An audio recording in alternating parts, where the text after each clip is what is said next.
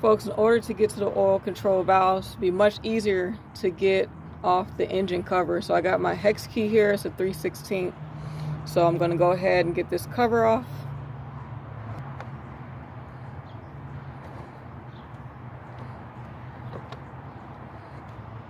Okay folks, I got the cover off. Next, I'm going to take this guy off so I can get under bank number 2, which is literally right under here. It'd be very hard to work around this. This is going to be in the way. So it's going to take it and remove this as well. Number 1 right here. So I'm going to go ahead and take it off. First, I'm going to remove the connector. You see right here, so I'm going to give it a pinch. Now I'll use the screwdriver if needed to help pry it out safely.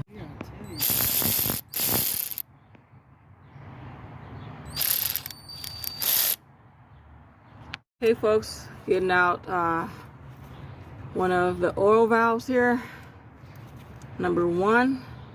So you have to give it like a twist and a tug to be down there pretty tight, guys. So I'm gonna need both hands for this part to get it all the way out. Okay folks, I got the first one out. This one's really bad here. This is number 1 in the very front. There was oil kind of dripping out even before I got it out good. Looks messy. It's pretty bad. So I'm gonna put in the new one now. And 1 down, 1 to go. Okay folks, here's the comparison of the old one, the old oil valve versus the new one. So let's go ahead and pop it in the same way we took it out. Make sure that the connector is facing the right direction, so it's facing the right as I have it laying down. You'll be able to tell once you're under the hood which way it goes, left or right. In this case, it goes towards the right. And then we'll put the 10 milliliter bolt back in and tighten everything up.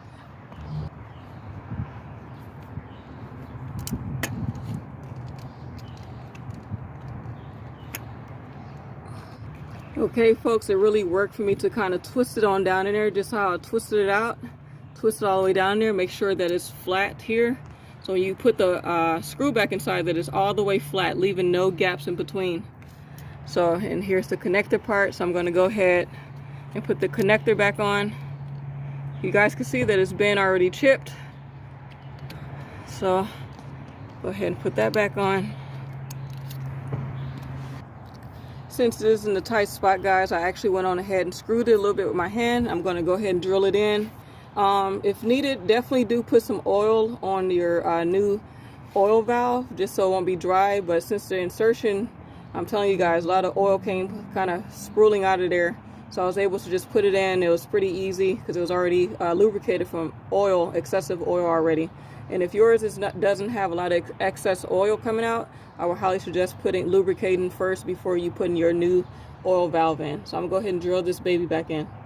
Okay guys, got number 1 done. Now it's time to take out number 2. I had a little trouble with the connector, I'm not gonna lie. That was pretty tough and frustrating, but just kind of pried it on out, used the screwdriver a bit. So now I'm gonna go ahead and shimmy it on out. Okay guys, here's number 2. Very dirty. I think this is like the bad one right here.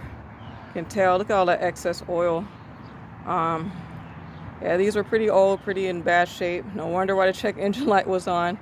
So instead of just changing one, change them both.